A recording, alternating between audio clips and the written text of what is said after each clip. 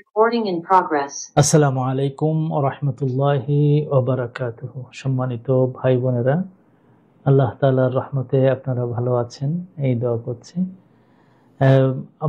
প্রথমে আমরা আজকে একটু ডিসক্লেমার দিয়ে নিচ্ছি যে আজকে আমরা থিমেটিক তাফসিরের যে জান্নাতের বর্ণনা নিয়ে আসতেছিলাম সেটার থেকে আমরা সরে আসলাম। সরে আসার পিছনে হঠাৎ করে আমার এটা মনে উঠছে, আমার কাছে মনে হয়েছে যে এটা শয়তান নিশ্চিতভাবে আমাকে এটা স্মরণ করায়নি। এটা সম্ভবত আমি মনে করতেছি যে আল্লাহর পক্ষ থেকে একটা ইঙ্গিত আসছে যে আজকে থিমেটিক তাফসিরের পরিবর্তে আমি আমাদের নবী সাল্লাল্লাহু আলাইহি সাল্লামের জীবনের শেষের কয়েকদিন নিয়ে একটু আমরা আলোচনা করব। আল্লাহ তাআলা আমাদেরকে তৌফিক দান করুন। আমরা আমাদের সমস্ত প্রশংসা, আমাদের সমস্ত সেলিব্রেশন, আমাদের সমস্ত হৃদয়ের নৈবেদ্য সবগুলো আল্লাহ তাআলার কাছেই পেশ করছি এবং আমাদের দরুদ এবং সালাম আমাদের প্রিয় হাবিব সরকার কায়নাত ফখরে মওজুদাত রহমাতুল্লিল আলামিনের কাছে পেশ করছি। আল্লাহ তাআলা আমাদেরকে কবুল করুন। আমরা দোয়া করছি যে সারা বিশ্বের আমাদের মুসলমান যে সমস্ত নরনারী ইন্তেকাল করেছেন, আল্লাহ তাআলা তাদেরকে যেন জান্নাতুল ফিরদাউস দান করেন।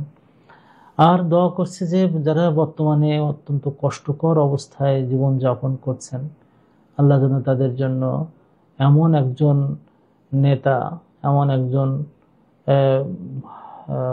ভুল থেকে বেরিয়ে সঠিক পথের হেদায়েত দানকারী ব্যক্তিত্বের আবির্ভাব করিয়ে দেন, যার মাধ্যমে আল্লাহ তাআলা উম্মাহকে আবার বাঁচিয়ে তুলবে।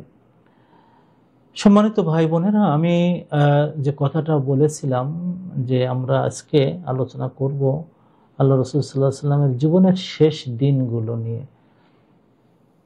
মানে তিনি আমাদেরকে বিদায় দিয়ে তিনি চলে গেছেন। দেখুন, অনেকে হয়তো বলবে যে কি ব্যাপার, আপনি নবী সাল্লাল্লাহু আলাইহি ওয়াসাল্লামের এই মানে রবিউল আউয়াল মাসে শুধু বিদায় দিন নিয়ে আর শোক দিন নিয়ে আলোচনা করছেন। না, আমি শুধু শোক দিন নিয়ে আলোচনা করছি না। আমরা আনন্দ এবং বেদনার মাঝামাঝি থাকি। এই উম্মাতটাকে আল্লাহ তাআলা আনন্দে আটখানা হতে দেয়নি, আবার বেদনায় একেবারে শেষ হয়ে যেতে দেয়নি। আমাদের কাছে আল্লাহ তাআলার জীবন, আল্লাহ তাআলা রসুলের জীবনকে আল্লাহ তাআলা এমনভাবে সংরক্ষিত করে রেখেছেন যে আমরা যেন অনুভব করি তিনি আমাদের সাথেই আছেন, পাশেই আছেন, কাছেই আছেন। তাকে আমরা দেখতে পাই, তাকে যেন আমরা দেখতে পাই। যারা তার জীবনটা পড়তে পড়তে পড়তে পড়তে এমনও পর্যায়ে যায়, সাল্লাল্লাহু আলাইহি সাল্লাম বারবার বলতে থাকে, দুনিয়ার জীবনে ঘুমের মধ্যেও আমাদের নবীকে তারা দেখে যায়, দেখতে পায়। এটা আল্লাহ রাসূল সাল্লাল্লাহু আলাইহি সাল্লামের সাথে একটা বড় জিনিস হলো এই জায়গায় যে তিনি ইন্তেকাল করেছেন, যে সেই জন্য আমরা যেমন তার নাতিকে নিয়ে হাই হোসেন করে কাঁদি, আল্লাহ রাসূলকে নিয়ে সেইভাবে আমাদের কাঁদার দরকার হয় না, কারণ তিনি যেন আমাদের মাঝে আছেন। আমার উস্তাদ মৌলানা মহিউদ্দিন খান সাহেব তিনি একটা কথা বলতেন, আর আমি তাজ্জব হয়ে ওইটা বারবার পড়তাম, যে ছবি যায় না আঁকা। ছবি একটা আমার মনে, আমার মানে চোখের পত্রপল্লবে, আমার মাথার নিউরনে নিউরনে, আমার অন্তরের গাঁথায় গাঁথায় সব জায়গায় সে ছবিটা যেন ঘুরে বেড়ায়। আমরা তাকে দেখতে পাই, আমরা অনুভব করতে পারি। আমাদের নবী মুহাম্মদ সাল্লাল্লাহু আলাইহি সাল্লামকে এই পর্যায়ে আল্লাহ তাআলা রেখেছেন যে তোমরা যখন কোরআন পড়বা মনে হবে যেন তিনি তোমাদের পাশে আছেন। ওয়ালামু আন্না ফীকুম রাসূলুল্লাহ, জেনে রেখো তোমাদের মাঝে আল্লাহ রাসূল রয়েছেন। একেবারে কত সুন্দর কথা, এটা কিয়ামত পর্যন্ত তোমাদের মনে রেখো, তোমাদের সাথে আছেন। যে যখন তোমাদের খুব কষ্ট হয়, আজিজুন আলাইহি, তার খুব কষ্ট হয়, তার মা আনিতুম, তোমরা যখন কষ্ট পাও তার কাছে খুব কষ্ট লাগে। হারিসুন আলাইকুম বিল মুমিনিনা রাউফুর রহিম, তিনি সবসময় আমাদের প্রতি উদ্গ্রীব এবং মানে মুমিনদের জন্য তিনি রউফ, তিনি মানে অসম্ভব ভালোবাসার অধিকারী, এবং রহিম অসম্ভব দয়ার অধিকারী। এই যে মানে আল্লাহ তাআলা যে বলেছেন, এটা কিন্তু আসলে খুব গুরুত্বপূর্ণ। আল্লাহ তাআলা আমাদের নবীকে এমন এক জায়গায় রেখেছেন আমাদের মনের সাথে, যে সবসময় আমরা টান অনুভব করি। আমরা শুক্রবারে যখন সাল্লাল্লাহু আলাইহি ওয়াসাল্লাম বলছি, আপনারা সবাই বলুন সাল্লাল্লাহু আলাইহি ওয়াসাল্লাম। যখনই বলছে তখন আপনার এই ছবিটা আপনার বাবা মা সহকারে আল্লাহ রসুলকে দেখানো হচ্ছে। আপনাকে ফাইনা সালাতাকুম মারুদাতুন আলাইহি, তোমাদের সালাতটা আমাকে দেখানো হয়। সালাত শোনানো হয় কিন্তু দেখানো হয়, তার মানে হলো যে আল্লাহ রসুল সাল্লাল্লাহু আলাইহি ওয়াসাল্লাম আপনাকে, আপনার বাবা মাকে বুঝতে পেরেছেন, দেখতে পেরেছেন। এই যে সম্পর্কটা রয়ে গেছে, এই সম্পর্ক আমাদের সাথে রয়ে গেছে বলেই আমরা বলি ওয়াইলামু আন্না ফীকুম রাসূলুল্লাহি লাউ ইউতিউকুম ফি কাসীরিম মিনাল আমরি লাআনিতুম, তোমরা যা করো সব কাজে যদি তিনি তোমাদের অনুসরণ করেন তোমাদের ক্ষতি হতো, কষ্ট হতো। হ্যাঁ, এই যে আল্লাহ রসুলের এই অনুভবটা আমরা যেন অনুভব করি। হ্যাঁ, আমি এটা বিশ্বাস করি যে তিনি জন্মগ্রহণ যখন করেছিলেন তখন পৃথিবী চেঞ্জ হয়ে গেছিল। তার জন্মের আগ দিয়ে আল্লাহ তাআলা মানে এমন পরিবর্তন করে ফেললেন আসমান এবং পৃথিবীকে যে চিন্তা করে পারা যায় না। তিনি যখন জন্মগ্রহণ করেননি তার কিছুদিন আগের থেকে আল্লাহ তাআলা আসমানে ওঠার যে স্টেশনগুলো আছে, যেগুলোকে মারাসেদ বলা হয়, মারাসেদ রসদা, রসদ বলা হয়, মারাসেদ বলা হয়, মানে ঘাঁটি, যে ঘাঁটির থেকে ফেরেশতারা ওঠানামা করে, যে ঘাঁটির থেকে যেখান থেকে কয়েকজন মানুষ তো উপরে উঠেছেন, তার মধ্যে ঈসা আলাইহিস সালাম, তার মধ্যে মুহাম্মদ সাল্লাল্লাহু আলাইহি ওয়াসাল্লাম, কেউ কেউ বলেন ইদ্রিস আলাইহিস সালাম, তারা এই আদম আলাইহিস সালাম উপর থেকে নিচে নেমেছেন। তো এই যে স্বজ্ঞানে স্বদেহে এরা যে ওঠানামা করেছেন যেসব জায়গাগুলোকে, এগুলো রসদ বলা হয়। এটা পৃথিবীতে সব জায়গায় নেই, এটা কিছু কিছু জায়গায় আছে, যেমন বাইতুল মাকদিসে ওখানে আছে, কাবা শরীফের ওখানে আছে। তো এগুলো হলো মারসদ, যেটা একবার সরাসরি আসমানগুলো ভেদ করে উপরে যায়। এই সমস্ত জায়গাগুলোতে জিনেরা বসে, ফেরেশতারা ওই যে আগমন করত, তখন ওই ফেরেশতাদের কথোপকথন হতো যে পৃথিবীতে কি হবে কি না হবে। তো ওরা ওই শুনে সেখান থেকে পৃথিবীতে এসে বলতো, গণক ঠাকুরদেরকে বলতো যে এই হবে, এই সিদ্ধান্ত নিতে যাচ্ছে। কিন্তু যখন আল্লাহ রসুল আসার 1 বছর আগের থেকে আল্লাহ তাআলা করলেন কি, ওই সমস্ত ঘাটিতে নাজমুন সাকিব, আর নাজমুস সাকিব অথবা শিহাবুন সাকিব, এমন গোলক, আগুনের গোলক ওখানে রাখলেন যে শয়তানরা ওখানে কান পেতে শুনতে গেলেই তাদেরকে আগুন দিয়ে তাড়া দিয়ে কাউকে কাউকে জ্বালিয়ে দিত, আর কাউকে যারা ফিরে আসতো তাদেরকে আঘাত করত। তো এই যে মানে আসমানগুলোকে আল্লাহ তাআলা হেফাজত করলেন, জমিনগুলোতে আল্লাহ তাআলা বিভিন্ন জায়গায় জানাই দিলেন, বিভিন্ন জায়গায় বিভিন্ন মানুষকে, বিভিন্ন পাথরকে, বিভিন্ন গাছকে, পশু পাখিকে আল্লাহ তাআলা জানাই দিলেন যে আমার নবী আসতেছেন। কে আসে সাড়া পড়ে যায়, কে আসে নতুন সাড়া জাগে, সুষুপ্ত মৃত্যু জনপদ জাগে, সুষুপ্ত ঘুমের পাড়া। তো এই যে মানে অবস্থাটা আল্লাহ তাআলা তৈরি করেছিলেন। আমি ওইগুলো নিয়ে আলোচনা করতে গেলে ব্যাপক সময় লাগবে। শুধু এতটুকুই যে পারস্যের একজন কাহিনকে মানে আল্লাহ রসুল্লাহ আসার প্রায় 30-40 বছর আগে আল্লাহ তাআলা বলেই দিয়েছেন যে নতুন নবী আসতেছে। সালমান ফার্সি যখন শুনলেন যে আমি আপনার মরণের পরে কার কাছে যাব, বলে দিলেন তুমি এমন এক জমিনে যাবা যেখানে অনেক পাথর থাকে, সেখানে খেজুর গাছ অনেক, সেখানে গেলে শেষ নবীকে পাবো। উনি ঘুরে ঘুরে ঘুরে ঘুরে শেষ পর্যন্ত মদিনায় আসলেন। এটা কিন্তু আল্লাহ রসুলের মানে জন্মেরও বেশ আগের থেকে মানুষের মনে মনে এরকম গেছে। আল্লাহ রসুলের বয়স যখন মানে 12 বছর, তখন উনি এক রাহেবের সাথে দেখা করেছেন বুসরা নামক জায়গায়, সিরিয়ার। সেখানে যে যখন দেখা হয়েছে, সে দেখে বলছে এটা হলো নবী ও আখিরিজ জামান, শেষ জামানার ইনি হলেন নবী। আবু তালেবকে বললেন যে এই বুড়া চাচা, আপনাকে বলি আপনার ভাতিজা নিয়ে শিগগির মক্কায় ফিরে যান। কেন? এই তো নবী, তো এই নবী তো। কারণ কি, গাছগুলো দেখেন, সিরিয়ার গাছ, পাথর, উপরের মেঘগুলো, আল্লাহ রসুলের মাথা তখন 12 বছর বয়সের একটা ছেলে। তাকে এই যে চেঞ্জেসগুলো আল্লাহ তাআলা নিয়ে আসছেন তখন সারা দুনিয়ায়। সবচেয়ে বড় চেঞ্জ হয়েছিল জানেন কি, যে এখন যদি বলেন যে মস্কোর ক্রেমলিনে, অথবা আমেরিকার হোয়াইট হাউসে, অথবা আমাদের এখানে হোয়াইট হিলে, বিভিন্ন জায়গায়, এই সমস্ত জায়গাগুলোতে মারাত্মকভাবে শেল পড়েছে, মোটর পড়েছে, মানে আঘাত আসছে, কেমন লাগবে শুনতে? সব পাগল হয়ে যাবে না? ঠিক ওই সময়ে যেদিন আল্লাহ রসুল জন্মগ্রহণ করছেন, একেবারে সকালবেলা ফজর হয়ে গেছে, তখন রাত এবং দিনের মাঝখানে, দিনেও না আবার রাতেও না, তার মাঝখানে তিনি জন্মগ্রহণ করলেন। জন্মগ্রহণ করে প্রথমে তাকে কোলে তুলে নিলেন উম্মে আইমান, এবং উম্মে আইমান কোলে নেওয়ার পরপরই যে ঘটনাটা ঘটে গেল সেটা হলো যে পারস্যে 1000 বছরের জ্বলন্ত আগুন, যেটা হলো শিখা, মানে অনির্বাণ, শিখা অনির্বাণ, যে নির্বাণ করা যায় না এমন শিখা, যার তারা পূজা করত, একেবারে নিমেষের মধ্যে ধপ করে নিভে গেল, ধপ করে নিভে গেল। ওদিকে সিরিয়াতে, সুবহানাল্লাহ, সিরিয়াতে ছিল, এটা হলো তখনকার সময় পরাশক্তি, পরাশক্তির রাজধানী, মানে রাজপ্রাসাদে ঘটনা ঘটলো। আর এদিকে আরেক পরাশক্তি, সেটা ছিল সিরিয়ার পরাশক্তি রোমানদের। তাদের তাদের যে মানে প্যালেস ছিল, সেই প্যালেসের সবচেয়ে সুন্দরতম খিলান, যেটা পিলার এবং খিলান, ওইটা ধপ করে পড়ে গেল, যেটা 100 বৎসরেও পড়ে যাওয়ার সম্ভাবনা ছিল না, কিন্তু পড়ে গেল। দেখাই দিলেন যে পৃথিবীতে নতুন ওয়ার্ল্ড অর্ডার শুরু হয়েছে, পৃথিবীতে মানে চেঞ্জ হবে। এবং ওই চেঞ্জগুলোকে যদি আমি মানে আল্লাহ রসুলের 63 বছর জিন্দেগিটাকে এইভাবে যদি নিয়ে আসি, তাহলে এই চেঞ্জগুলো হয়েছে এইরকম যে যেখানে নবী মোহাম্মদ সাল্লাল্লাহু আলাইহি ওয়াসাল্লামের পা পড়েছে, ওখানে ইসলাম জ্বলজ্বল করে জ্বলতেছে। সেখানে ইসলামের কথাগুলো এমনভাবে প্রস্ফুটিত যে চেঞ্জ হওয়ার সুযোগই নাই।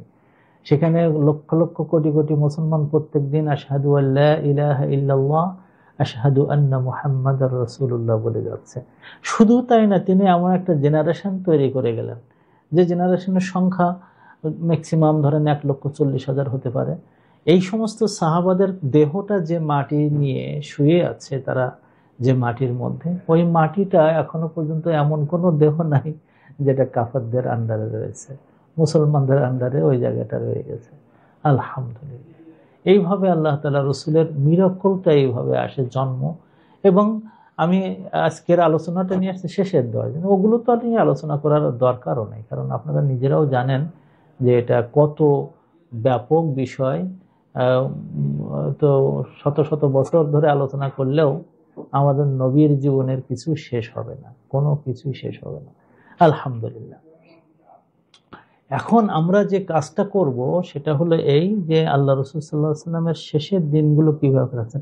শেষের দিনটা আসলে শুরু হয় তিনি যেবার হজ করতে গেলেন, এই হজের সময়টা, হজের সময় তিনি যখন আলহামদুলিল্লাহ হজ করেছেন, এটা হলো তার জীবনের একমাত্র এবং শেষ হজ ছিল, হজ্জাতুল ওয়াদা বলা হয়। হজের যে খুতবাটা তিনি দিয়েছিলেন, এটা হলো আপনার 9 তারিখে, 9 জিলহজ তিনি ইন্তেকাল করেছেন। 12ই রবিউল আউয়াল জিলহজ, তারপরে হলো মুহররম, সফর, রবিউল আউয়াল, মাত্র 2 মাস কতদিন পরে। ওখানে তিনি মানে কয়েকটা কথা বলেছেন, তাতে আমরা বুঝে ফেলেছি, মানে আমরা পড়ার পরে আর সাহাবারা এমনি বুঝে ফেলেছিলেন যে কি হতে যাচ্ছে। তো তিনি যে কথাগুলো বললেন যে খুদু আন্নি মানাসিকাকুম, আমার কাছ থেকে তোমরা তোমাদের হজের নিয়মগুলো শিখে নাও। এরপরে খুতবা যখন দিলেন, ইসমাউ ওয়াউ, তোমরা শুনো এবং মুখস্থ রাখো, লাআল্লি লা আলকাকুম বা'দা আমিকুম হাদা, সম্ভবত এই বছরের পরে আর আমি তোমাদের সাথে সাক্ষাৎ করব না, এই সমস্ত কথা। তারপরে শেষে যে উনি উম্মতের কিয়ামত পর্যন্ত উম্মতের কাছে সালাম দিয়েছেন এবং বলেছেন ফাল ইউবাল্লিগু শাহিদুল গায়বা, যারা এখানে উপস্থিত আছো তারা অনুপস্থিতদের কাছে পৌঁছে দিও, আর সেই পৌঁছে দেওয়ার দায়িত্ব আপনি আমি নিচ্ছি, এমন ভাবে। তো আল্লাহ রসুল সাল্লাল্লাহু আলাইহি ওয়াসাল্লামের এই হজের এই বিষয়টা আলহামদুলিল্লাহ ওটাই হলো। তারপর ওখানে যখন তিনি মিনায় ছিলেন, কেউ কেউ বলেন যে না, উনি যখন মুজদালিফায় আসতেছিলেন, তখন একটা আয়াত নাজিল হয়, সেখানে আল্লাহ তাআলা বলছেন, আল ইয়াউমা আকমালতু লাকুম দীনাকুম ওয়া আতমামতু আলাইকুম নি'মাতি ওয়া রাদিতু লাকুমুল ইসলাম দীনা, আজকের দিনে আমি তোমাদের দিনকে পরিপূর্ণ করে দিলাম। এই যে আকমালতু লাকুম দীনাকুম ওয়া আতমামতু আলাইকুম নি'মাতি, আমার যে নিয়ামত আছে সেই নিয়ামতটাকে আমি পরিপূর্ণ করলাম। ওয়া রাদিতু লাকুমুল ইসলাম দীনা, ইসলামকে দিন হিসাবে আমি রাজি হয়ে গেলাম। এই এমন একটা আয়াত, যে আয়াতটা এক খ্রিস্টান যখন সে শুনতে পেয়েছে হযরত ওমরের সময়, নাম করা মানে রাজন্য বর্গের মধ্যে, তখন উনি মানে বলছিলেন যে আমাদের কাছে যদি এইরকম একটা আয়াত আসতো, তাহলে সারা বিশ্বকে নিয়ে সেলিব্রেট করতাম আমরা এই একটা আয়াত নিয়ে। তো এইরকম কথা ওখানে আসলো, তার মানে বিদায়ের। এরপরে যে তারপর মানে উনি যখন মদিনায় ফিরে আসছেন, ইদা জাআ নাসরুল্লাহ ওয়াল ফাতহু, এই সূরাটা নাজিল হয়ে যায়। নাজিল হওয়ার পরে হযরত আবু বকর রাদিয়াল্লাহু তাআলা আনহু উনি কেঁদে ফেলেছেন, এবং উনি উনি উনি একমাত্র মানুষ যিনি বুঝেছিলেন। ইবনে আব্বাস বলেন যে আমি যখন আবু বকরের কাছে শুনলাম যে আপনি কেঁদেছিলেন কেন এই সূরাটা শুনে, উনি বলছেন যে মনে হচ্ছে যে আল্লাহ রাসূলের মিশন শেষ হয়ে গেছে, উনি আর আমাদের মাঝখানে বেশি দিন নাই। তো এই যে এই আয়াতটা আসলো, তারপরে সে সর্বশেষ একটা আয়াত আল্লাহ রসুল সাল্লাহ সাল্লামের কাছে আসলো, ওয়াত্তাকু ইয়াওমান, ওই দিনের কথা তোমরা স্মরণ করো, ভয় করো, তুরজাউনা ফীহি ইলাল্লাহ, যখন তোমরা আল্লাহর কাছে ফিরে যাবে। এইটা হলো শেষ আয়াত। এরপরে আর সূরা হিসেবে সূরা নাসর, আয়াত হিসেবে এই আয়াতটা ছিল সর্বশেষ আয়াত। এরপরে আর আল্লাহ রসুলের কাছে আর কোনো আয়াত আসেনি। তাহলে বোঝা যাচ্ছে যে আল্লাহ রসুল সাল্লাহ সাল্লামের জীবনটাকে আস্তে আস্তে গুটিয়ে নিতে হবে, এটা তিনি বুঝতে পারলেন। তিনি সফর মাসের 11 তারিখে উনি ইন্তেকালের, জিলহাজ থেকে আসলেন, জিলহাজ গেল, মহররম গেল। মহররমের মধ্যেও উনি একবার একটা কথা বলেছিলেন, 9 তারিখে সে যখন শেষ হলো, 10 তারিখে রোজার সময়, আশুরার রোজার সময় উনি বলছেন যদি আমি আগামী বছর বাঁচি তাহলে 9 তারিখে রোজাও রাখবো। তার মানে উনি 9 তারিখ মানে শেষ হওয়ার পরে ওই কথাটা উনি বলছিলেন যে আগামী বছর আমি যদি বাঁচি। তার মানে হলো যে তিনি বাঁচবেন না, এটা ওই দিনেও তিনি বুঝতে পারছেন। উনি 11 তারিখে, সফর মাসের 11 তারিখে তিনি জান্নাতুল জান্নাতুল বাকি না, এটা হলো শুহাদায়ে উহুদ, উহুদের যারা শহীদ হয়েছিলেন তাদেরকে তিনি জানাজা পড়াবার সুযোগ পাননি। কারণ ওই দিন তিনি নিজেও, সবাই তো মনে করছিলেন মারা গেছেন, কিন্তু উনি মারাত্মক ইনজিউর্ড হয়ে গেছিলেন, এবং 70 জন সাহাবা মারা যাওয়া, তাদেরকে লাশ দাফন করা, এই দাফন টাফনগুলোকে তিনি করেছিলেন। তারপরে যে সবাইকে নিয়ে এসে আবার যুদ্ধে যেতে হয়েছিল, হামরাউল আসওয়াদ পর্যন্ত যেতে হয়েছিল। তো সেখান থেকে ফিরে এসে এর মধ্যে আল্লাহ রসুলকে একটু এমন সময় দেয়নি কেউ যে তিনি জানাজা পড়বেন। এরপরে ওই বছরের ইন্তেকালের বছরে, মানে তখন 11 মানে হিজরি আর কি, হিজরাতের 11তম বছর, মানে 10তম বছর শেষ হয়েছে জিলহজ্জের শেষে, মুহররম 11তম বছর প্রথম মাস, সফর দ্বিতীয় মাস, দ্বিতীয় মাসের 11 তারিখে, 11তম বছরের 11 তারিখে, সফর মাসের 11 তারিখে তিনি উহুদের পাশে গেলেন। সেখানে যারা তার চাচা সহ তার নিকটতম, খুবই নিকটতম, মুসআব ইবনে উমাইর, হামজা, তারপরে জায়েদ, হযরত আনাসের চাচা, তারপরে হলো মানে এখানে বেশ কয়েকজন, আমর ইবনুল জামুহ, একেবারে নামকরা সাহাবা যারা তার খুব কাছের ছিলেন। আব্দুল্লাহ ইবনে জাহাশ, তার আপন ফুফাতো ভাই, এরকম মানে একেবারে কাছের বেশ কিছু মানুষকে তিনি হারিয়ে ফেলেন। এবং ওই হারানোর মধ্যে তার যে বেদনাটা ছিল, সেই বেদনাটা তিনি ছাড়তে এসেছেন যে আমি তাদের তো জানাজা নামাজ পড়াইনি। এই জন্য তিনি আসছিলেন, এসে সালাম দিলেন, উনি তাদের জন্য দোয়া করলেন। দোয়া করে তারপরে উনি সবার দিকে মুখ করে দাঁড়ালেন, এবং উনি একটা কথা বললেন যে আমি আমার মন মন চায় আমি আমার ভাইদেরকে দেখি, কিন্তু আমি তাদেরকে এখনো দেখতে পাইনি। তো সাহাবায়ে কেরাম বললেন আপনার ভাই, আমরা কি আপনার ভাই নই? তো বললেন না, আনতুম আসহাবি, তোমরা আমার সাথী, কিন্তু আমার ভাইরা আসবে, যেটা আমার পরে আসবে, যারা আমাকে কেউ দেখেনি, কিন্তু তাদের ভালোবাসা তোমাদের ভালোবাসার মতোই হবে। কিছু কিছু ক্ষেত্রে তো আরো বেশি। তো এইরকম আমরা দেখতে পাই যে আল্লাহ রাসূল সাল্লাল্লাহু আলাইহি ওয়াসাল্লাম ওখানে কিছু কথা বললেন।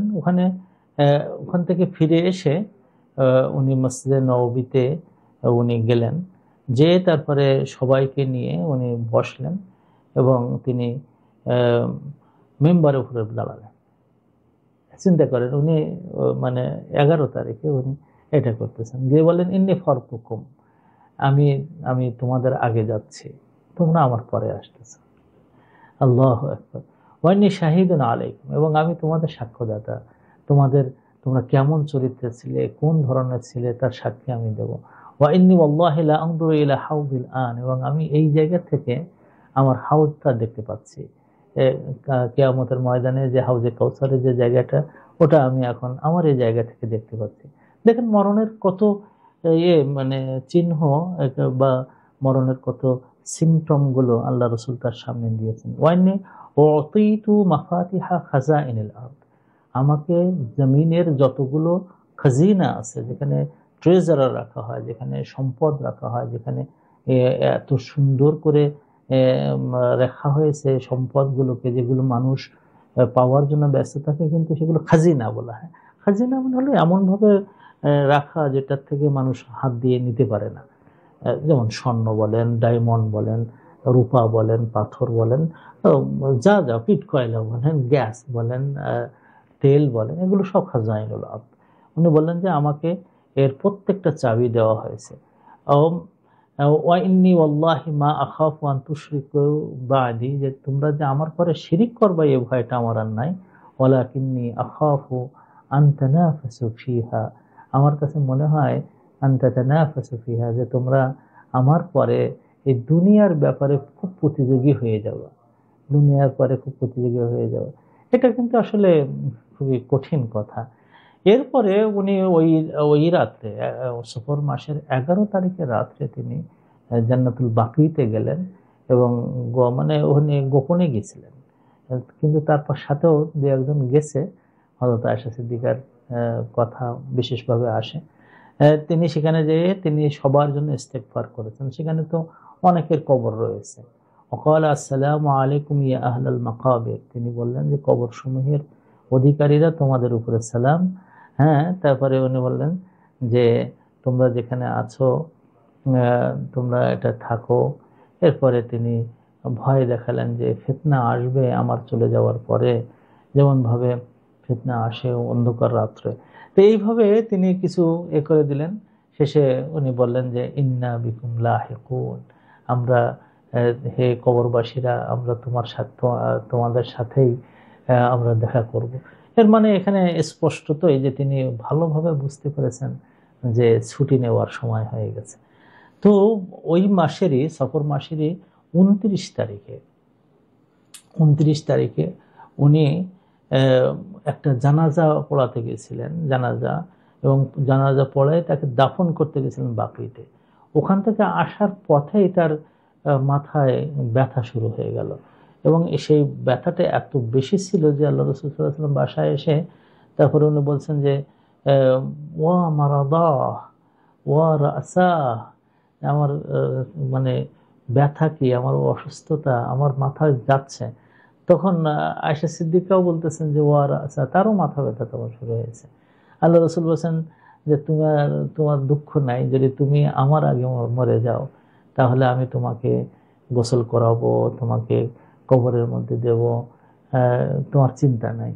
তো এটার দ্বারা বোঝা যায় যে তার মাথা ব্যথাটা আয়েশা সিদ্দিকার মাথা ব্যথার চেয়ে আরো বেশি ছিল, কারণ তিনি বুঝতে পারতেছেন যে তার শেষ জীবনের মাথা ব্যথাটা, তার মাথা তো এরকম ব্যথা করে না, জীবনেও কোনোদিন মাথা ব্যথা করেনি, কিন্তু এইটা অনেক কোনো ব্যথা লাগছে।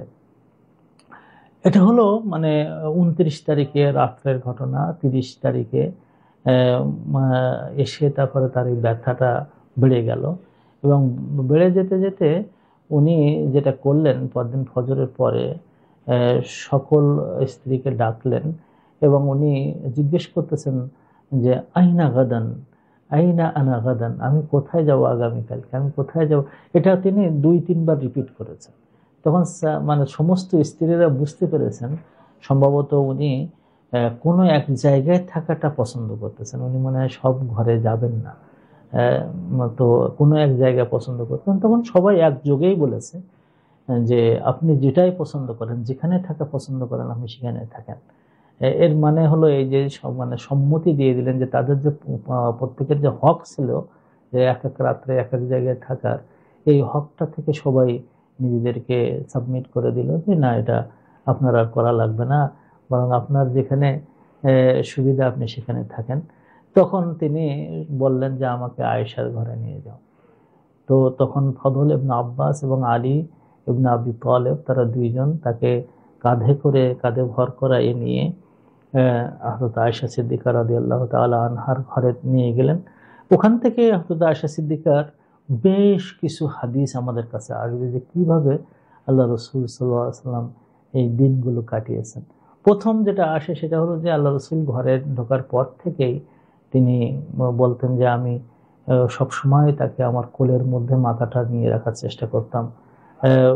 একেবারে নিতান্ত প্রাকৃতিক ডিমান্ড ছাড়া আর সবসময়ই উনি চেষ্টা করতেন যে আল্লাহ রাসূলকে সর্বোচ্চ কমফোর্ট দেওয়ার জন্য। এবং তিনি যে কাজটা করতেন উনি বলছেন যে মুআওয়াযাত যেগুলো আছে, কুল ইয়া আইয়ুহাল কাফিরুন, কুল আউযু বিরাব্বিল ফালাক, কুল আউযু বিরাব্বিন নাস, কুল হুয়াল্লাহু আহাদ, বিশেষ করে শেষের দুটো এই রুকিয়ার যে আয়াতগুলো উনি বারবার পড়তেন। উনি বলতেন যে আমি এগুলো সবসময় পড়তাম এবং আমার নবী যে দোয়াগুলো আমাকে শিখিয়েছিলেন এই ধরনের কেসে আসলে আমি সেগুলো পড়তে থাকতাম এবং আমি সেইগুলো পড়ে আল্লাহ রসুলের গায়ে আমি ফু দিতাম আর হাতে ফু দিয়ে তার মাথা থেকে সারা গায়ে আমি মুছিয়ে দিতাম। এটা তিনি করতেন। মানে বুধবার আল্লাহ রসুল সাল্লাল্লাহু আলাইহি ওয়াসাল্লাম ইন্তেকালের 5 দিন আগে সেটা ছিল বুধবার। এই দিন বেশ কিছু ঘটনা ঘটে। তার মধ্যে একটা হলো যে আল্লাহ রসুল সাল্লাল্লাহু আলাইহি ওয়াসাল্লামের গায়ে অসম্ভব তাপ বেড়ে যায়। এটা আমরা বলি যে ওই 104 105 এরকম যে তাপ আমরা মাপি যে খুব তাপ, মানে গায়ে হাত দিলে বোঝা যাচ্ছিল যে সাংঘাতিকভাবে তাপ বেড়ে গেছে। উনি একবার বেহুশ হয়ে গেলেন। তখন উনি একটা পরামর্শ দিলেন সাহাবায়ে কিরামকে, তোমরা কি মদিনার যতগুলো কূপ আছে সব কূপ থেকে একটু একটু করে পানি নিয়ে এসো, এনে তোমরা আমার গায়ে এই পানি দিয়ে গোসল করাই দাও।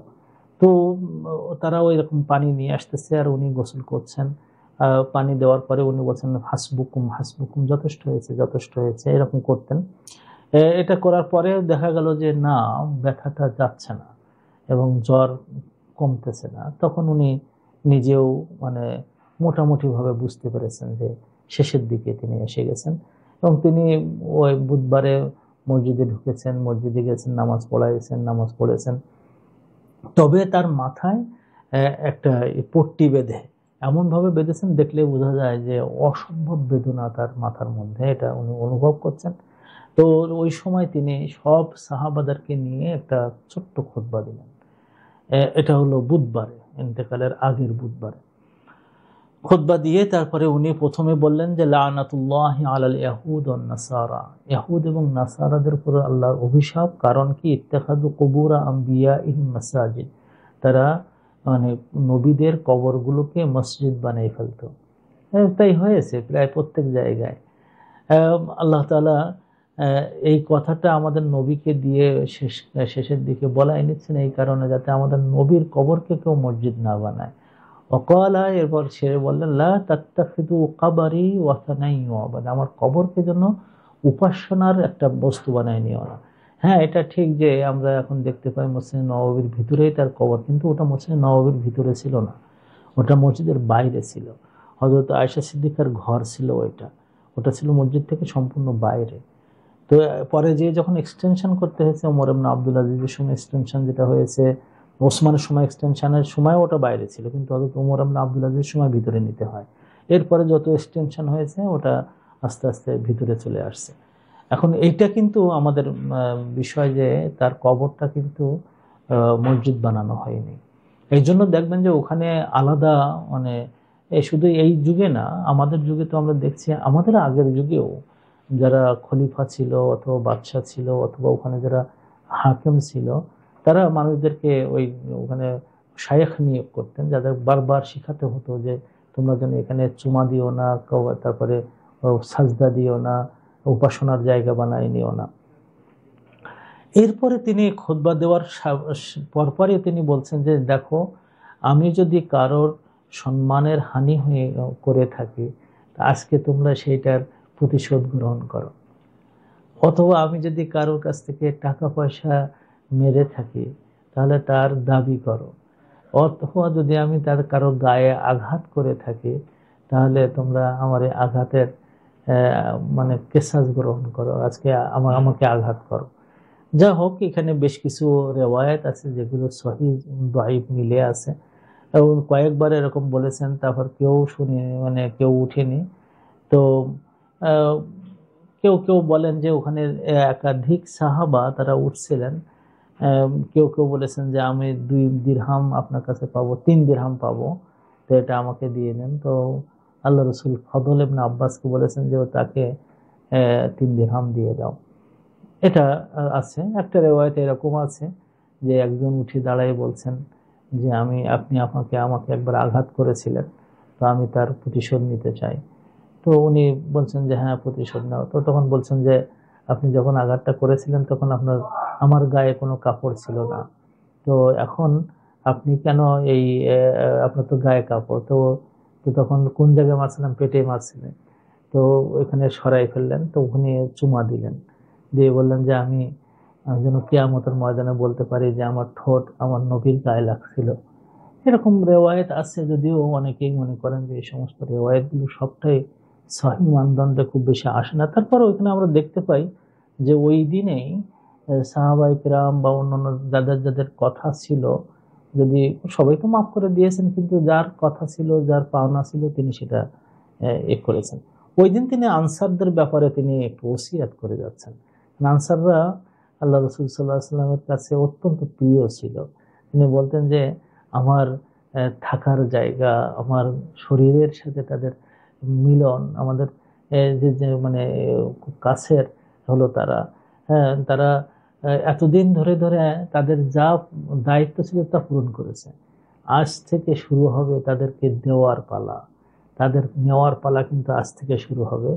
আর তিনি বলেছিলেন যে তাদের মধ্যে যদি কোনো ভুল থাকে সেই ভুলগুলো তোমরা ক্ষমা করে দেবা, আর যখন কোনো ভালো কাজ থাকে সেটাকে যা কাজ ভালো করবে তোমরা সেটা গ্রহণ করবে।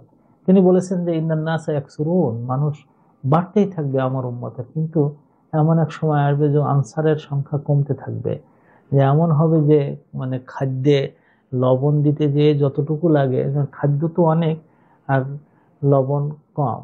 তা তোমরা গুণে গুণে দেখবে যে সারা পৃথিবীতে মুসলমানদের সংখ্যার তুলনায় মদিনার আনসারদের সংখ্যা কমে গেছে। ওই রকম আমরা যখন ছিলাম, আমি 4টা বছর আনসারদের মাঝখানে ছিলাম, আহা ব্যবহার কি, আসলে এটাই, তাদের সংখ্যা কমে গেছে। মদিনায় যারা আছে তারাও কিন্তু সবাই আনসার না, বাইরে বহিরাগতও সেখানে আসছে। আল্লাহ রসুল সাল্লাহ সাল্লাম বলছেন যে তোমরা তাদের সাথে ভালো ব্যবহার করবে, তাদের সাথে ভালো ব্যবহার করবে।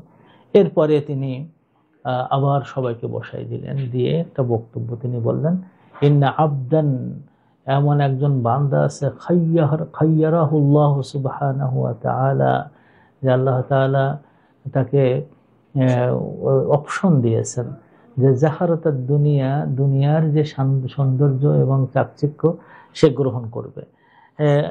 মানে এবং এক্ষেত্রে আল্লাহ রসুল সাল্লাহ সাল্লামকে দুনিয়া সমস্ত কিছুকে এরকম ফোল্ড করে তার চোখের সামনে দিয়েছিল, এইটা হলো দুনিয়া এবং দুনিয়ার এই সব সম্পদ। এটা অহুদ পাহাড় ওই পাশে তোমার জন্য স্বর্ণ করে দেওয়া হবে এবং তোমার হায়াতটাকে কেয়ামত পর্যন্ত লম্বা করা হবে, আর সারা দুনিয়ার তুমি হবে একমাত্র রাজা। এটা তিনি আল্লাহ তাআলা তাকে অপশন দিয়েছিলেন। অথবা ওয়াবাইনা মা ইনদাহু, অথবা আমার কাছে যা আছে সেটা নেওয়ার জন্য আমার কাছে আশা লাগবে। হ্যাঁ, ফাখতারা মা ইনদাহু, কিন্তু এই বান্দাটা আল্লাহর কাছে যা আছে ওইটার চুজ করেছে। এটা আল্লাহ রসুল যখন বলেছেন, বলেননি আমাকে, তিনি একটা বান্দার গল্প করেছেন। তো তিনি সাধারণত এরকম মানুষের গল্প করতেন। আবু সাঈদ খুদরি বলেন, এই কথা বলার পরে আবু বকর সিদ্দিক রাদিয়াল্লাহু তাআলা আনহু উনি বলেন, ফাদাইনাকা বিআবাইনা ওয়া উম্মাহাতিনা, আমার আব্বা আম্মা আপনার জন্য ফিদা হয়ে যাক, আপনার জন্য উৎসর্গ করা হয়ে যাক। আর কাঁদছেন, উনি কাঁদছেন, একদম বাচ্চার মতন করে কাঁদছেন।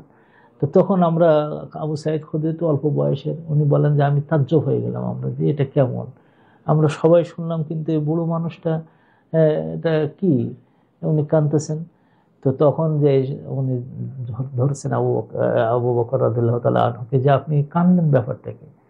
তখন তিনি বললেন যে বান্দার সম্পর্কে খবর দিচ্ছেন না, উনি হলেন সেই, আমাদের নবী হলেন সেই ব্যক্তি যাকে এই অপশনটা দেওয়া হয়েছে এবং তিনি আর দুনিয়াতে আমাদের সাথে থাকবেন না। উনি অপশনটা গ্রহণ করেছেন যে আল্লাহ তাআলার কাছে চলে যাবেন। আল্লাহু আকবার। তখন আবু সাঈদ খুদরি বলেন যে আল্লাহ রসুল সাল্লাল্লাহু আলাইহি সাল্লামের যে কোনো বক্তব্য বোঝার ক্ষেত্রে আবু বকর ছিলেন আমাদের মধ্যে সবচেয়ে উত্তম। তার এই ক্রন্দন অবস্থা দেখে আল্লাহ রসুল বললেন যে দুনিয়া সবার ভালোবাসা, সবার ঋণ আমি শোধ করে যেতে পারবো, কিন্তু আবু বকরের ভালোবাসা এবং তার ঋণ আমি দুনিয়ায় শোধ করতে পারবো না, আখিরাতে দিয়ে হ্যাঁ শোধ করা হবে। আল্লাহ রসুল সাল্লাল্লাহু আলাইহি সাল্লাম বলেছেন যে আমি মানুষের কাছে সবচেয়ে নিরাপত্তা বোধ করতাম হযরত আবু বকরের মাল এবং তার সাহচর্য দিয়ে। যদি মনে রাখো যে লাউ কুনতু মুত্তাখিদান খালিলান গায়রাল্লাহ, আল্লাহ ছাড়া যদি কাউকে নবী বন্ধু হিসেবে গ্রহণ করার সুযোগ থাকতো আমার, লাত্তাখাযতু আবু বকর খালিলান, তাহলে আমি তাকে খালিল হিসেবে গ্রহণ করতাম। কিন্তু উখুওয়াতুল্লাহ মাওয়াদ্দাতুহু, আল্লাহর রাস্তায় তিনি আমার ভাই এবং আল্লাহর রাস্তায় তিনি আমার ভালোবাসার পাত্র। এটা বলে তারপরে উনি বললেন যে এখন থেকে আমার এই মসজিদে যতগুলো দরজা আছে সব দরজা তো বন্ধ থাকবে, কিন্তু আবু বকরের দিকের দিয়ে বাড়ির দিক দিয়ে যে দরজাটা, ওই দরজাটা খুলে রাখবা, যাতে করে উনি যখন আসতে চান তখন তিনি যেন আসতে পারেন। বুধবার চলে গেল, বৃহস্পতিবার তিনি চতুর্থ দিনে, তার অনেকগুলো ঘটনা এখানে আছে। বিশেষ করে তিনি ব্যথাটা অনেক বেশি পেলেন ওই দিন, মানে মাথার ব্যথাটা আরো বেড়ে গেল। এই সময় তিনি প্রথমে চাইলেন যে একটা কাজ করো, তোমরা একটা মানে কাগজ নিয়ে এসো, যে কাগজে আমি কিছু লিখে দিয়ে যাই। এরপর বলার পরে উনি বেহুশ হয়ে গেছেন। তারপরে আবার হুঁশ ফিরে আসলে বলছে কাগজ নিয়ে আসছো।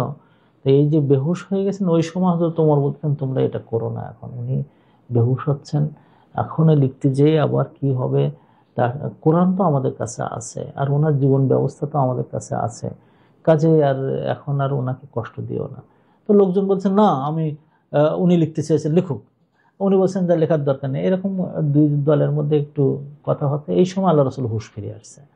এসে দেখেন যে সাহাবাদের মধ্যে একটু মতানৈক্য হচ্ছে, তখন উনি বললেন যে রেখে দাও, দরকার নাই, তোমরা আমার কাছে এরকম করো না, তারপরে এখান থেকে চলে যাও। তো এটা মানে অনেকে মনে করে থাকেন যে বিশেষ করে শিয়ারা, যে এখানে নাকি আল্লাহ রসুল কে তারপরে খলিফা হবে এটা লিখে দিতে চাইছিলেন, আলীর নাম করতে চাচ্ছিলেন, কিন্তু আবু বকর এটা, হযরত ওমর এটা বাধা দিয়েছে। এটা মিথ্যা কথা, এটা অসম্ভব কথা, এটা হতে পারে না। আল্লাহ রসুল ইন্তেকালের আগে দিনের বিরাট একটা অংশ এরকম মিথ্যা মানে করে যাবেন, গোপন করে যাবেন, এটা আল্লাহ রসুলের শানে খাটে না। এটা শিয়ারা যারা এই কথা বলে থাকেন তারা আল্লাহ রসুলের চরিত্রের উপরে, ব্যক্তিত্বের উপরে, ইমানের উপরে এবং রিসালাতের উপরে আঘাত করে থাকেন, এটা ঠিক না। হযরত ওমরের কথাটাই ওটা ওই সময় আল্লাহ রসুল ঠিক মনে করেছেন যে ঠিক আছে, কোরআন তো আছে। তো তবে তিনি ওসিয়াত করে গেছেন, 3টি ওসিয়াত করে গেছেন। একটা ওসিয়াত হলো যে তিনি ইহুদি এবং নাসারা এবং মুশরিকিন যারা আছে তাদেরকে বলেছেন এই জাজিরাতুল আরব থেকে তাদেরকে বের করে দেওয়া। দ্বিতীয়ত হলো যে তোমরা সবাই মানে কিতাব এবং সুন্নাহ মোতাবেক চলবা।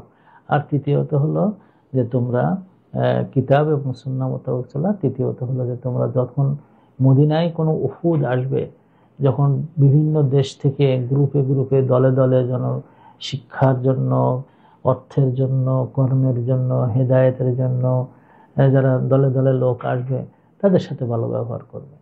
আল্লাহর কি ফয়সালা, সুবহানাল্লাহ। আমি তো সৌদি আরবের বিভিন্ন প্রদেশে ঘুরেছি, বিভিন্ন জেলায় জেলায় গেছি।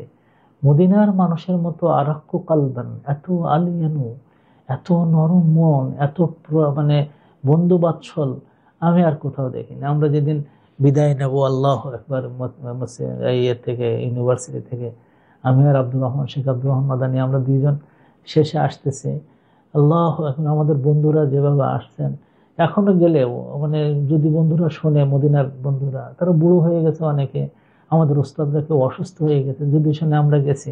আমার এক উস্তাদ হোটেলে আসছেন আমাদের দেখা করতে, আমি বললাম যে উস্তাদ আপনি কষ্ট করে তা আমাকে জানালে না কেন? আমি বললাম যে এই কারণে জানাইনি যে আপনার কষ্ট হয়ে যাবে আর আমরা আসতে পারি কিনা, তা আবার তো কদিন পরে আসবো তখন দেখবো। তা হয় না, তোমরা যখন আসবে তখন আমাদের দেখা। এত নরম মনের, এটা আল্লাহ তাআলা রসুলের শেষ কথা এটা ছিল।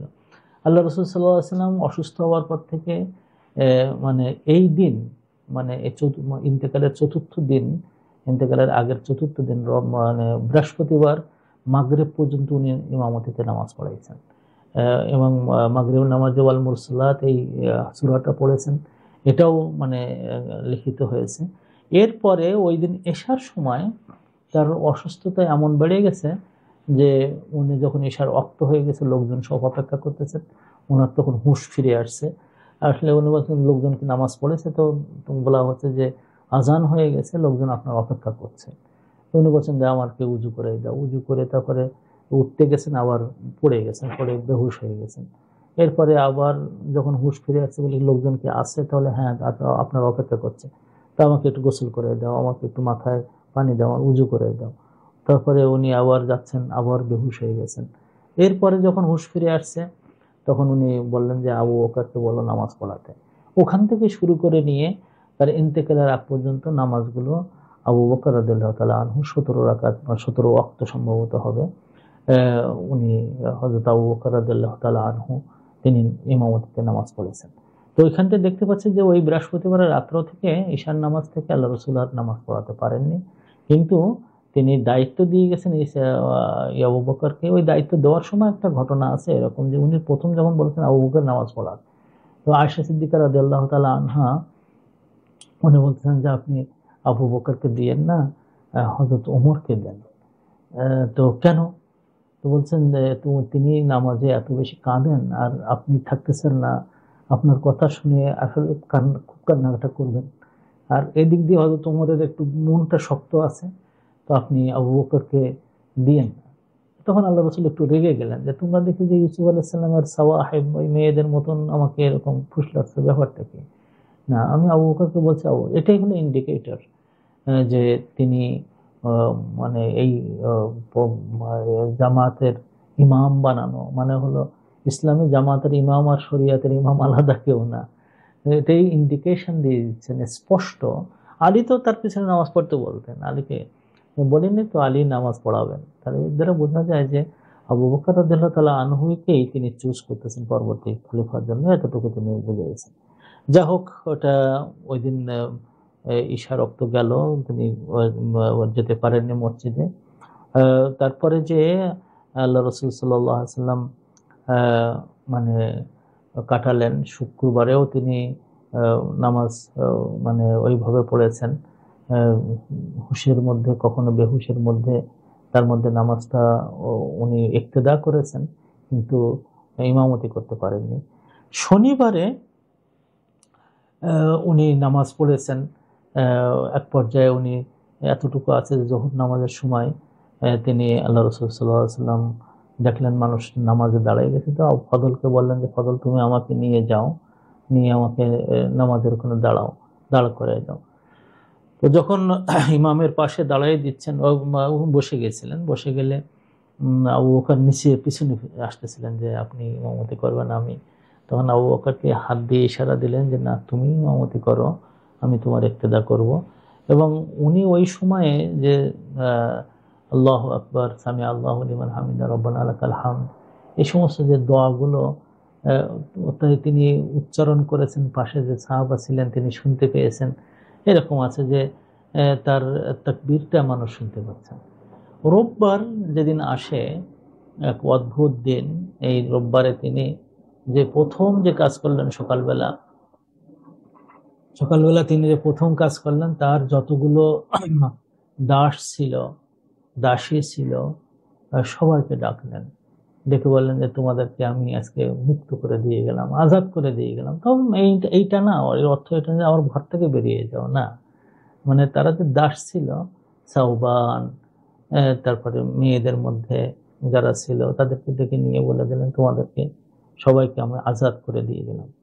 এরপরে তিনি মানে সব স্ত্রীদের কাছে শুনলেন যে আমাদের ঘরগুলোতে কত টাকা আছে।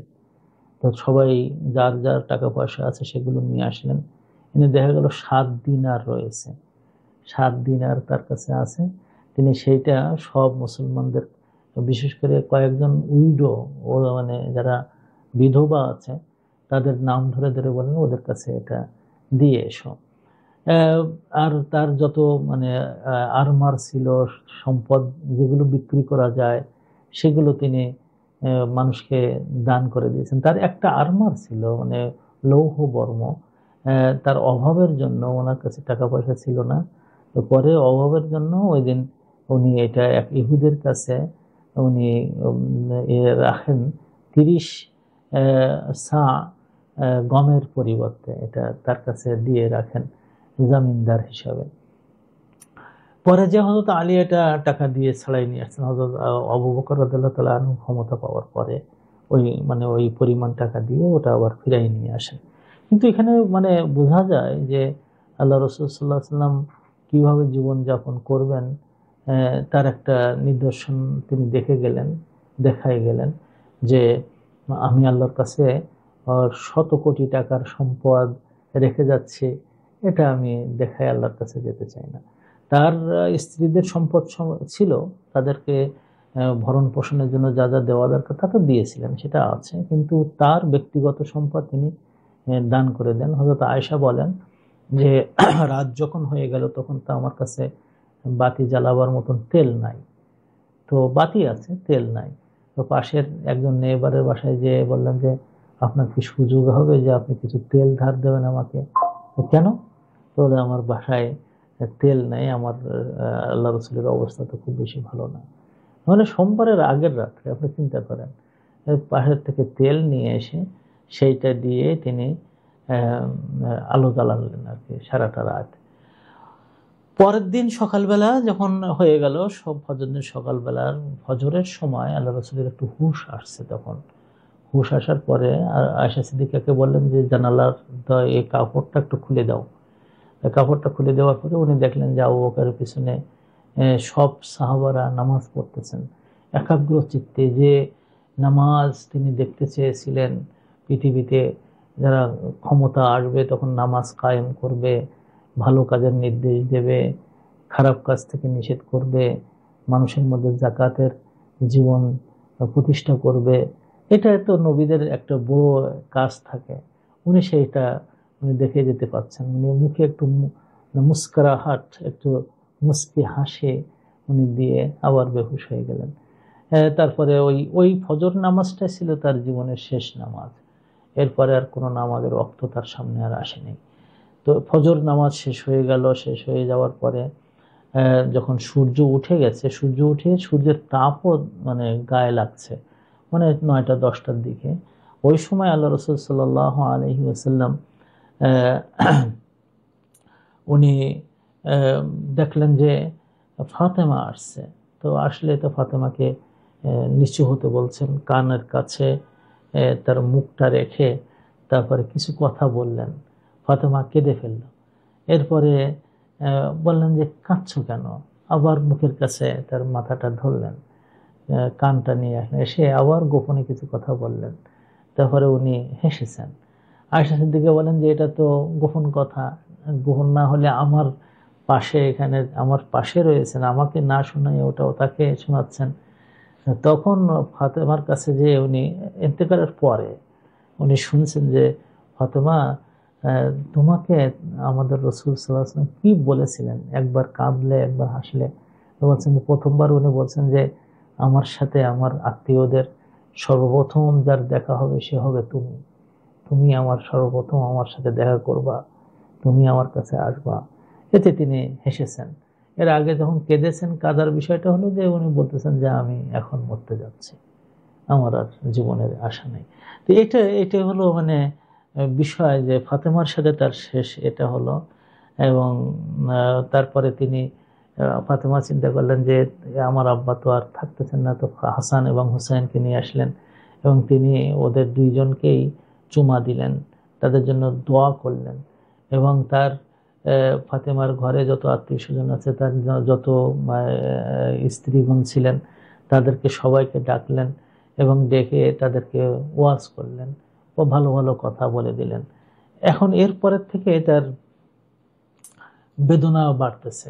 আগে ছিল মাথা ব্যথার বেদনাটাই তাকে বেহুশ করে ফেলতেছিল। এই সময় থেকে মানে সূর্যের তাপ যখন একটু বেড়েছে, তখন তো ঘড়ি থাকলে হয়তো তারা মানে একেবারে সেকেন্ড বা মিনিটের হিসাবটাও আমাদের কাছে দিতে পারতেন। সাহাবায়ে কেরাম তো সাংঘাতিক হিসাবের ক্ষেত্রে, আল্লাহ রসুলের ঘটনাগুলোকে লিপিবদ্ধ করার ক্ষেত্রে সাংঘাতিক। কিন্তু ওই সময় ঘড়ি ছিল না, যেন ঘন্টা আমরা পাচ্ছি না।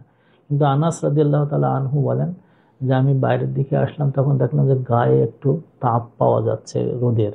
তার মানে তখন আমাদের দেশে আমরা যেটা মনে করি 9টার পরে যে এই তাপটা অনুভব হয়, যে সময় গরুরা তাদের খড় থেকে বের হয় 8-9টা, এটা মানে সময় শীতকাল গরমকাল একটু করে, তো মোটামুটি ভাবে মনে করেন যে 7টা 8টা 9টা এরকম হবে আর কি।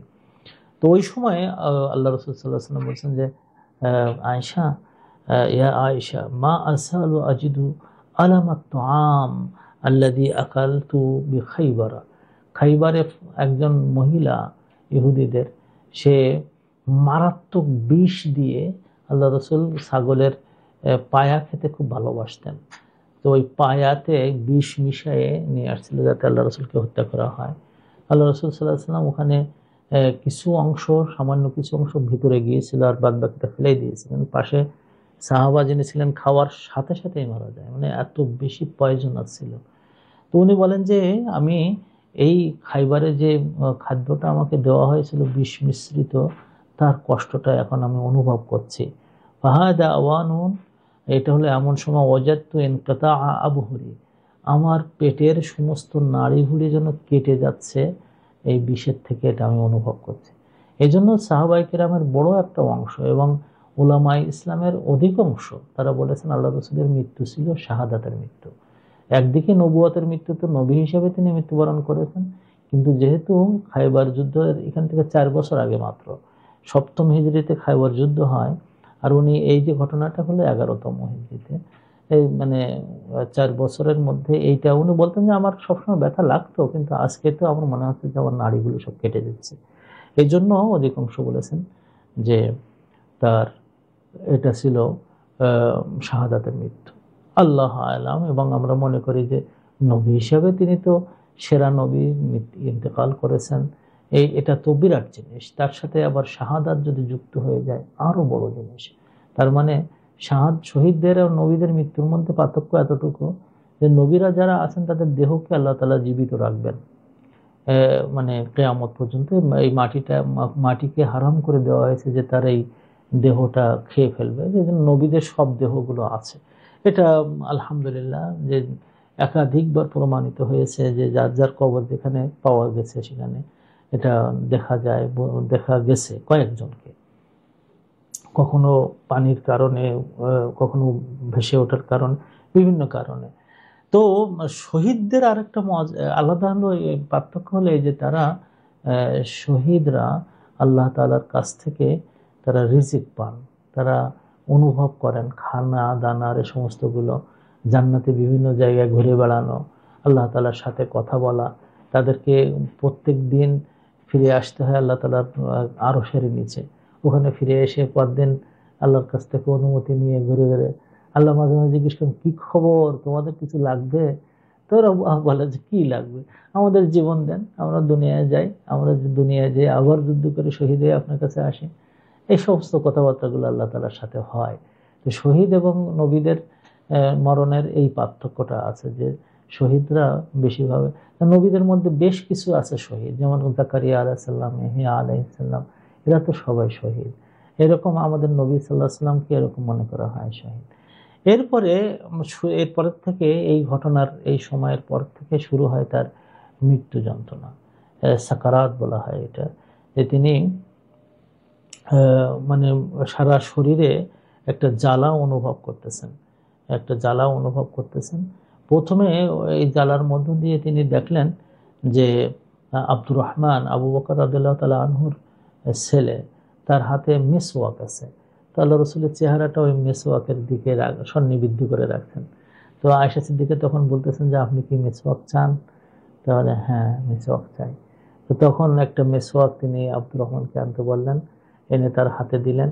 তো মুখে এরকম চাপ দিচ্ছেন, তখন তার দাঁত কিন্তু কোনোটাই নড়েনি পড়েনি, 63 বছরেও সব শক্ত সুন্দর দাঁত, কিন্তু এত শক্তি নেই। এটা এখন আমরা অনুভব করি, আগে অত অনুভব করতাম না যখন যৌবনের ছিল। এখন দেখি যে দাঁতে একটু চাপ দিলেই ব্যথা লাগে।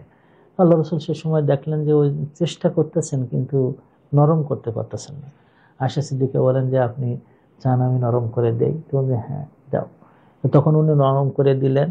আয়েশা সিদ্দিকা ওই মুখের এই যে লালা বা থুথু লেগেছে ওইটা অবস্থা আল্লাহ রসুল খুব সুন্দরভাবে মিসওয়াক করলেন, এবং ওইটাই হলো আল্লাহ তাআলার সাথে দেখা করবেন তিনি, এই জন্য মুখের গন্ধ নিয়ে তিনি আল্লাহ রসুলের কাছে যেতে চাননি। তিনি চাইছেন যে আল্লাহ রসুলের এমনভাবে আল্লাহ তাআলার সাথে গিয়ে সালাম দেবেন, এমনভাবে কথা বলবেন তোর মুখ দিয়ে যেন কোনো গন্ধ না বের হয়ে যায়। আল্লাহ রসুল সাল্লাহ সাল্লাম সুন্দরভাবে মিসওয়াক করলেন, এবং আল্লাহ রসুল সাল্লাহ সাল্লাম সাধারণত শুয়ে থাকতেন, কিন্তু ওই সময় বললেন যে আমাকে একটু উঠায় মতন দাও। আল্লাহ রসুল আয়েশা সিদ্দিকার বুকের কাছে তার মাথাটা রাখলেন, ওই অবস্থায় উনি কাত হয়ে মতন আছেন। মিসওয়াক তিনি সুন্দরভাবে মিসওয়াক করেছেন, এবং বলছেন যে আমার পাশে একটু সুরাহিতে পানি রাখো। তো ওই পানি রাখছে, সেখান থেকে পানি হাত দিয়ে মুখে তারপর বুকে এরকম বুলিয়ে নিচ্ছেন, এবং বলছেন আলা আলা ইন্না সাকরাতুল মাউতি লাহাক, হায়রে মরণ যন্ত্রণা আসলে সত্যি, মরণ যন্ত্রণা আসলে সত্যি। উনি ওই কথাটাই বলতেছেন যে লা ইলাহা ইল্লাল্লাহ আলা ইন্না সাকরাতুল মাউতি লাহাক। এটা উনি কয়েকবার বলেছেন লা ইলাহা ইল্লাল্লাহ বলার পরে। এরপরে যে তিনি মাথাটা চোখটা উপরের দিকে করেছেন, উপর দিকে করে তারপরে উনি হাত এরকম উঁচু করেছেন, উপরের দিকে তাকায়। এরপর বলছেন আস্তে আস্তে কথা বলছেন।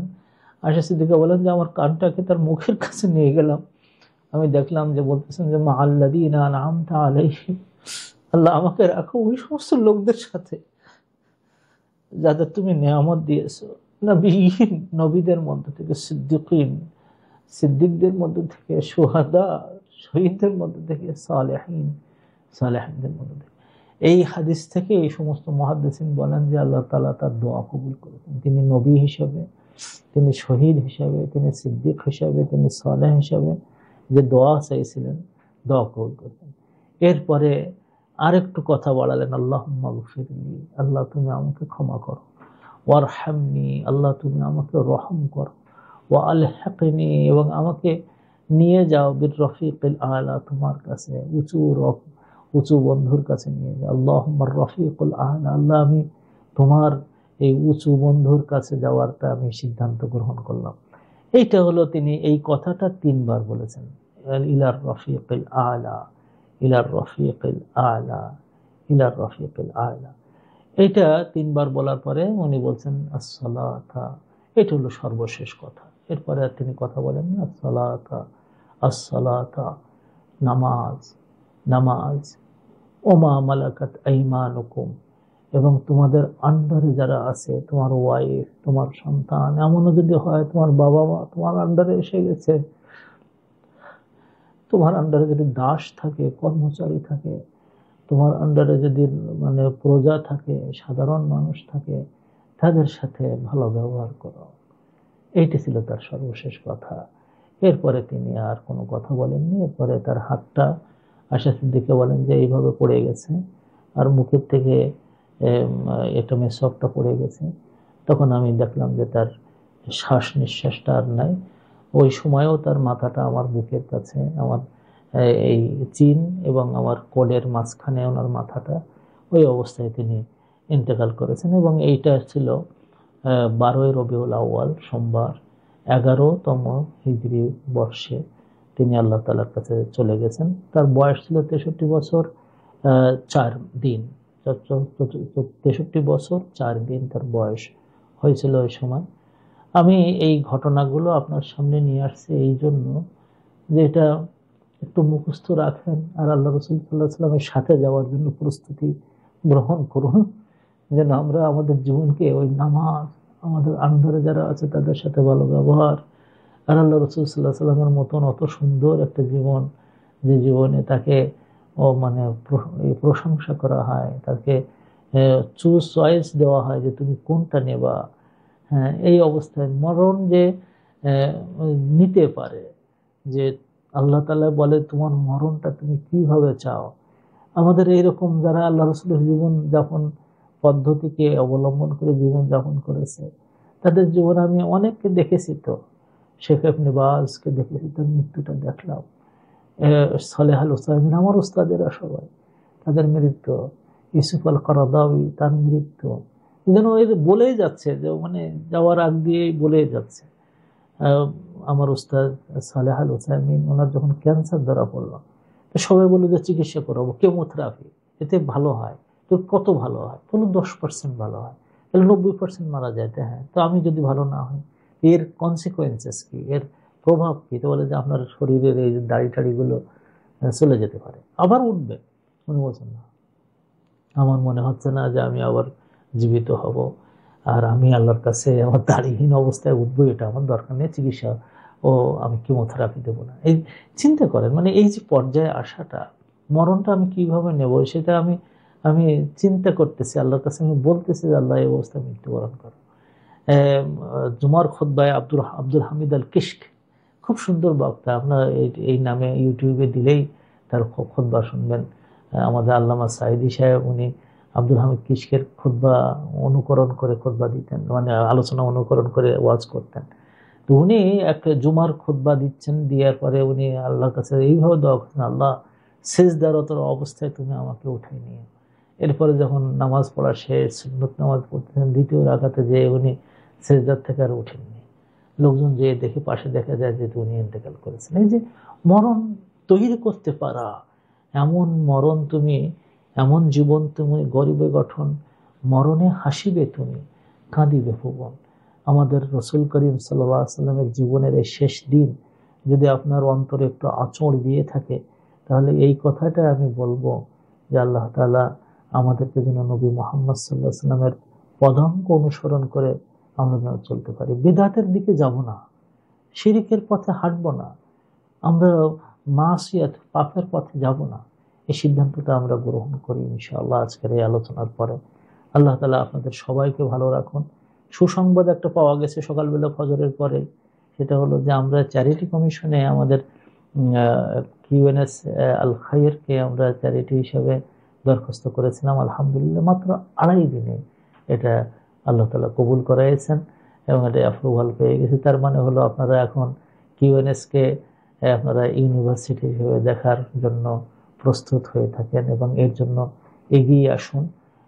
নবীর মাসে আপনাদের যদি কোনো সুযোগ থাকে, তাহলে কিউএনএস ইউনিভার্সিটির যে ওয়েবসাইটটা আমরা করতে যাচ্ছি, তার জন্য আমাদের প্রায় 20,000 পাউন্ডের মতন লাগবে। এখানে যদি আপনাদের সুযোগ থাকে, আপনারা এখানে অংশগ্রহণ করবেন এখন থেকেই।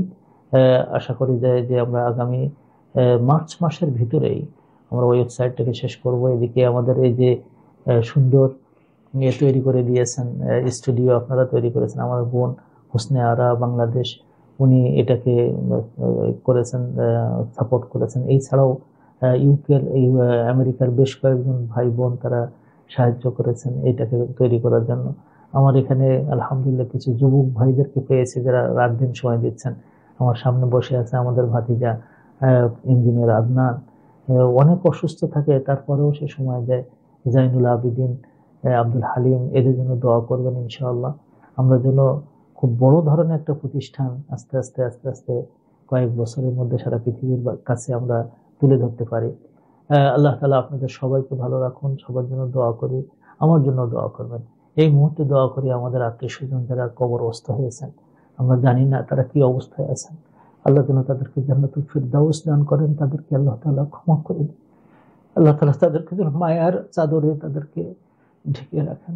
আর যে সমস্ত মুসলমান কষ্ট পাচ্ছে, আল্লাহ তাদেরকে যেন ভালো অবস্থায় ফিরাই নিয়ে আসেন। গাজার মুসলমানেরা, আরকানের মুসলমানেরা, কাশ্মীরের মুসলমানেরা, আফগানিস্তানে, পাকিস্তানে, সেখানে অনেক ক্ষতি হচ্ছে।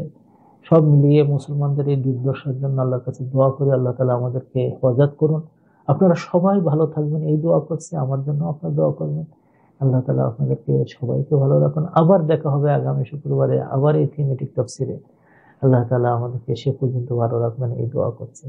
ওমা তৌফিকি ইল্লা বিল্লাহ। আসসালামু আলাইকুম ওয়া রাহমাতুল্লাহ। সুবহানাকাল্লাহুম্মা ওয়া বিহামদিক, আশহাদু আল্লা ইলাহা ইল্লা আনতা, আস্তাগফিরুকা ওয়া আতুবু ইলাইক। আসসালামু আলাইকুম ওয়া রাহমাতুল্লাহ।